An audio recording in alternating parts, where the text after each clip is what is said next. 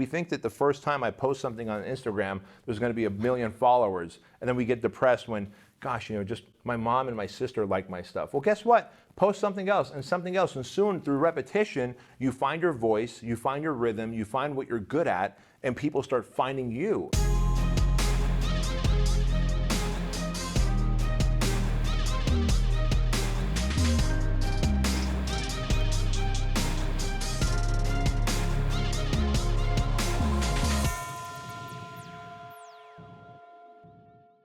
Hey friends, Bedros Keuilian here with my friend Craig Ballantyne. Welcome to another episode of the Empire Podcast Show. And this is the podcast that helps you grow your empire, make a massive amount of money and a massive amount of impact on the causes that are near and dear to you. And today's episode is a really special one.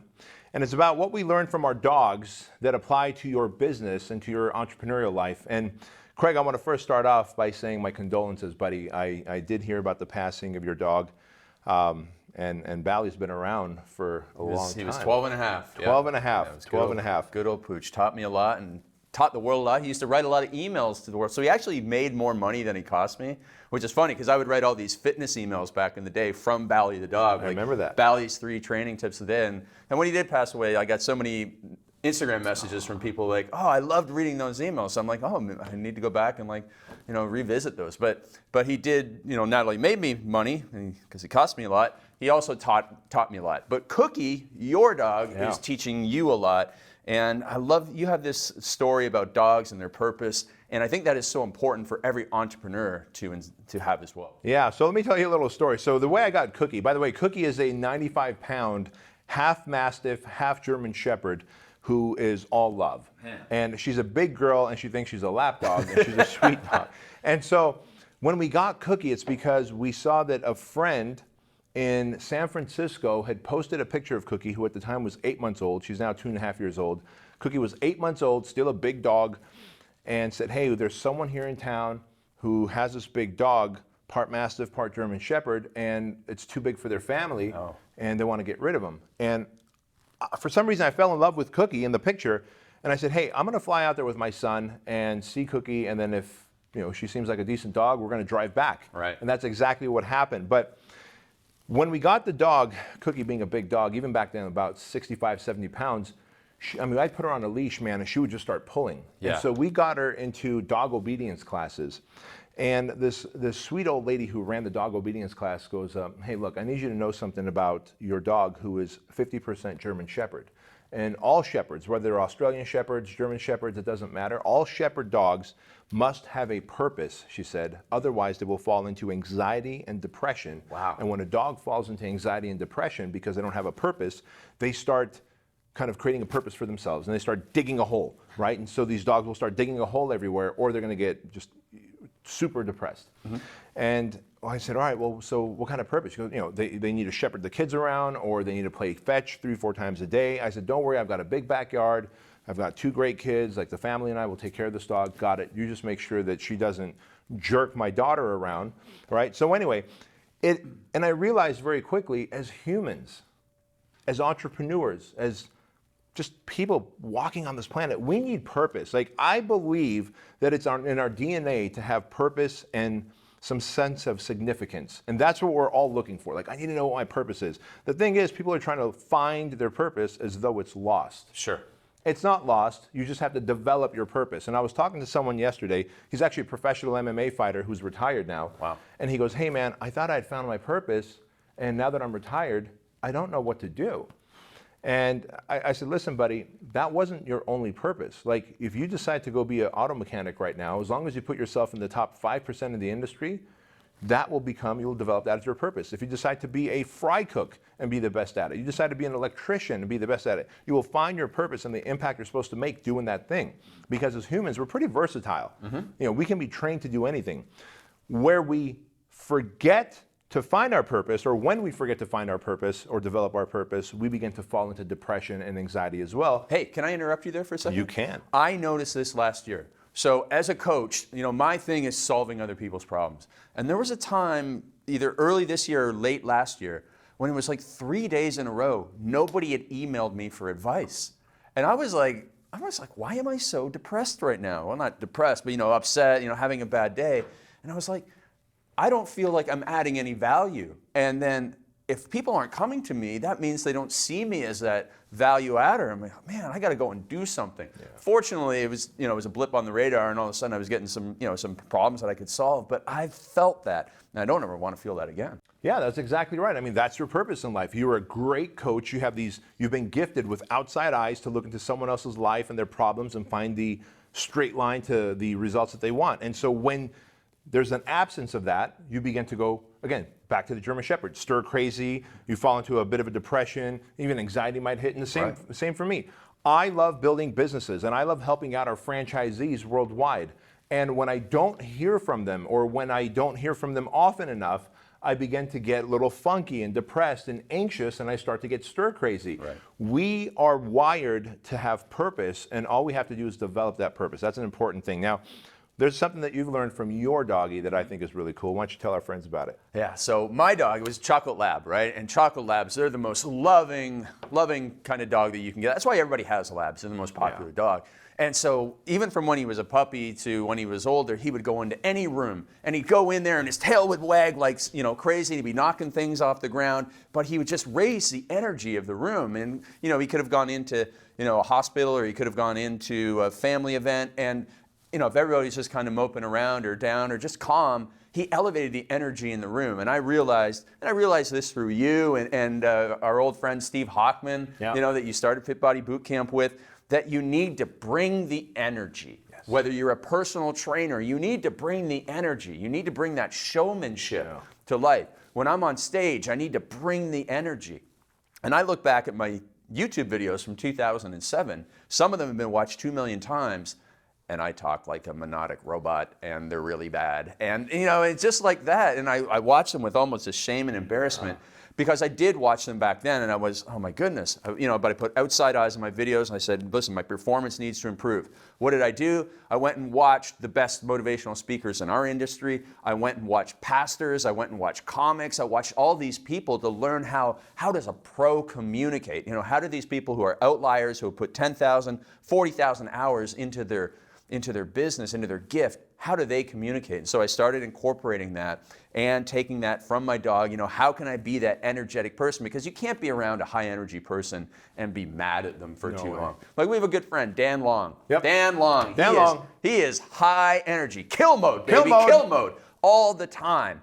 And man. All day, baby. All day, And even if you're around him, like, man, can you just tone it down a bit? You can't get mad at him. You have this smile on your face because he's bringing that energy. He's making you feel good. And that's what my puppy dog did for me. And it really changed me. Because, I guess I would have like a melancholy sort of disposition. Like, I'm very low key and, just don't say much. And the dog, changed that mindset for me. I was like, okay, I gotta put a little bally into my day here. But you know what? That's such a good observation, dude, because again, you are introverted, you are melancholy, you are low key, but you have a great message and you want to impact 100 million lives with it. Yeah. For that to happen, you have to wrap that melancholy and introverted ways with energy. Energy and love. And, that's the only excitement. way to deliver it. Otherwise, people are just going to bypass you, right? Right, absolutely. And so one thing I learned from my dog, another thing I learned from my dog, Cookie, is focus. And really, all dogs, right? Like, locked on. I mean, she will lock on to anything. Every single night while I'm watching like my episode of Billions or Ballers, I'll watch one episode, hit the hot tub, go to bed. She brings a little tennis ball and she puts it right on the footstool in front of me.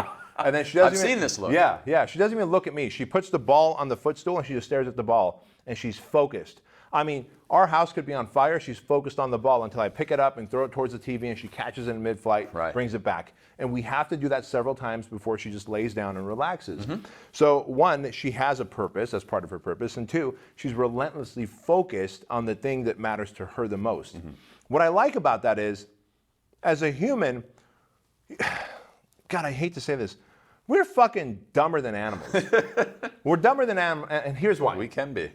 Here there's a dog who's focused on the thing she wants most, this tennis ball, and she's just staring at it. In fact, I'll look at her and I go, do you want the ball? And she'll sit down even lower. Like, okay, if I do this thing, can I get the ball? Can I get the outcome? Just focused on the outcome. Yet as humans, we start joking about it. Oh yeah, squirrel. Oh, shiny object. Oh, the idea fairy came. Yeah. Listen, If you want something in your life, you want it bad enough, can you focus like a dog focuses on a doggone ball? If you can't, how are you ever going to get it? If a dog can focus, you should be able to focus. And I think it's a very critical piece that's missing today, not only for entrepreneurs who are trying to build empires, for parents who can't focus on their kids, right? On their relationships, on people who can't focus on their health, on kids who can't focus on anything, any kind of schoolwork, because they've been taught through parents who lack focus and are screen sucking instead of focusing on their children. And so to me, focus is a big thing that I've learned from my dog, and I think it can be applied in life and in business. Oh, absolutely. It's a game changer. I mean, focus in the gym, focus at work, everything. So one of the other things that my dog taught me was to be open-minded. So when I was younger, back in college, I was an exercise physiologist, and it actually served me to be skeptical, cynical, to look at these new ideas and look at somebody's research study and kind of tear it apart. Okay, that served me then, but then going forward in life, it's actually a terrible skill to have, to not be open-minded, to judge people in advance. And so the thing about a dog, most dogs, except those little yappy dogs, most dogs, man, they're just open-minded. They'll go up and, they're sniffing every crotch that they can and, licking everybody and just wagging their tail, and they're open to everyone. They're open to everyone. They have such great energy, and you can't have a dog, go to a dog park and really hang back too much. You got to, eventually you have to pull your dog off, another dog that is humping. True. You have to have a lot of interaction there. And so it just made me more open-minded, and from there that elevated confidence, and from that it elevated confidence in business and in speaking and in going to events and just being open to conversations, deep and difficult conversations, emotional conversations that I always used to run from. And so having the dog, if you lacked some social skills, having a dog is really, really great because it forces you into so many more communications. I mean, if you walk your dog in a big city like I did when he was a puppy, man, you interact probably with 12, 15 people every walk, and like all types of life too. You got the old people who just want to talk to somebody. You got people who love dogs. I remember this Portuguese builder, like a lot of construction in Toronto, a lot of Portuguese and Italian guys work in that industry.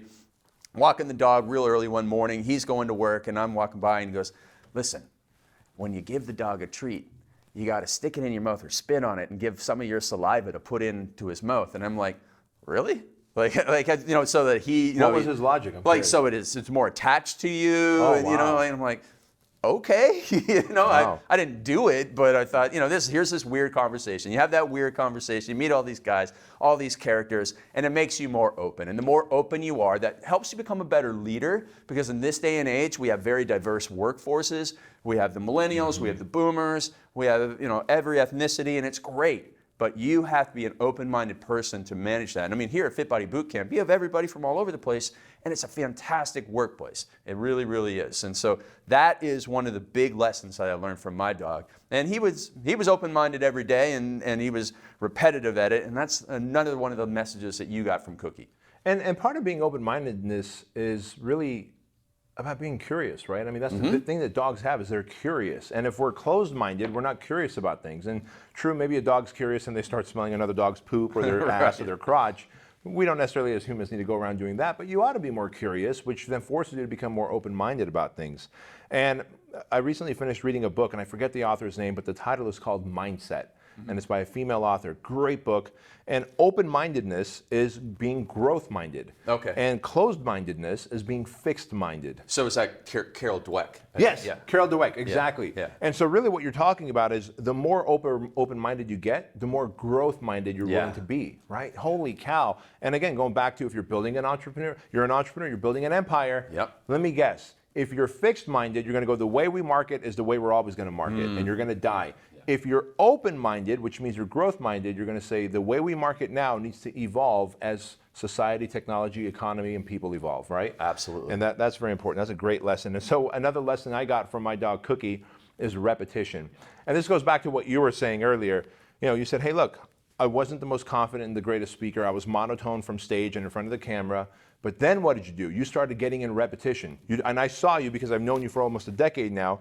One, you just kept getting yourself in front of the camera and on stages more. That's repetition. Yeah. And then through repetition, you were listening to pastors and other thought leaders and speakers, motivational speakers to sales speakers on stage.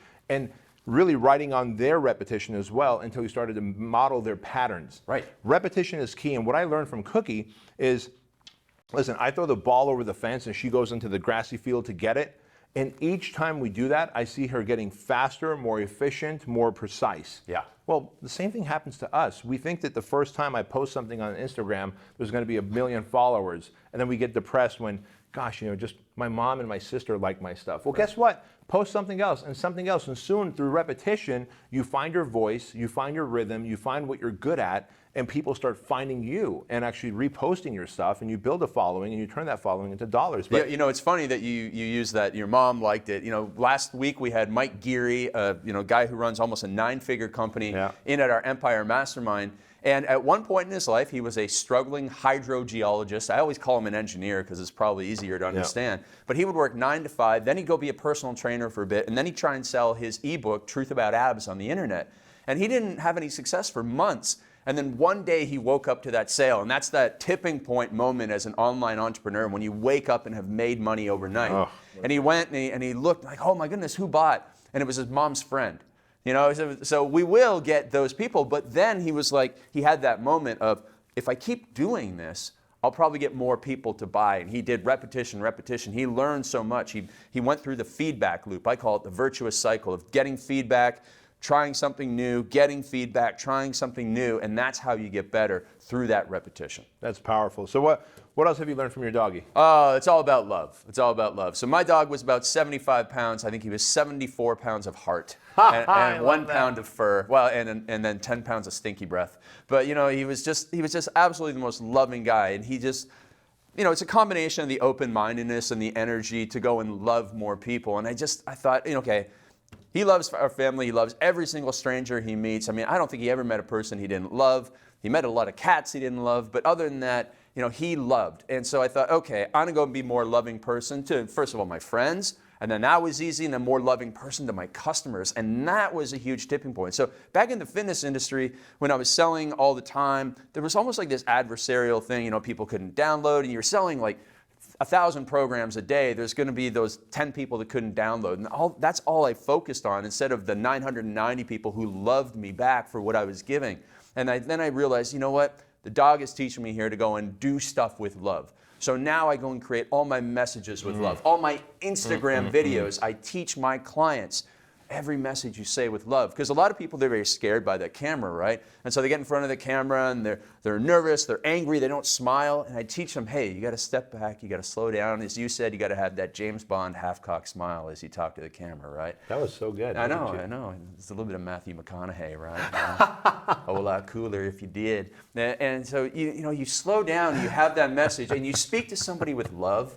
You speak to somebody with love, and it's like, now my message is going to connect on a higher level. I had a friend, an old friend last week who's known me since 2002, Chris Lopez, kettlebell expert. He sent me a message and he said, I don't know what the shift has been in your videos recently, but I feel like you are talking to me, man. You are kicking my butt with these videos. And it's because I'm saying them with love. Every single video I'm saying it to, now 25,000 people on Instagram, but I'm talking to one person at a time, just like as I am when I'm doing this podcast. So listen, guys and gals, those are the 6 lessons that Craig and I have learned from our dogs that we can apply to life and, of course, to our empires. And listen, if you have a dog, you have a cat, you have any kind of animal, they will show you feelings, they will show you actions, and maybe you can be growth-minded, open-minded, and actually study them and see how you can use the traits and abilities that they have to, in your life, in your business, to make a bigger impact and, of course, to generate more income. Thanks for watching and listening. We'll see you on the next episode. Thank you so much for joining us for another amazing episode of the Empire Podcast. Now, the greatest compliment that you can give to us is liking, loving, and sharing this episode with all of your friends. So please go to iTunes and give us a 5-star rating, and then share it online and social media with everyone that you know, and make sure to tag us because we love hearing from Empire listeners. And if you own a business that's doing $500,000 or more in annual revenues, and you know it's got massive potential, and you'd like myself and Craig Ballantyne to help you scale it by 5x, 10x, and 20x in the shortest amount of time possible, then you might be a great candidate for the Empire Mastermind program that we have. To learn more about the Empire Mastermind program, go to bedroskeuilian.com/empire.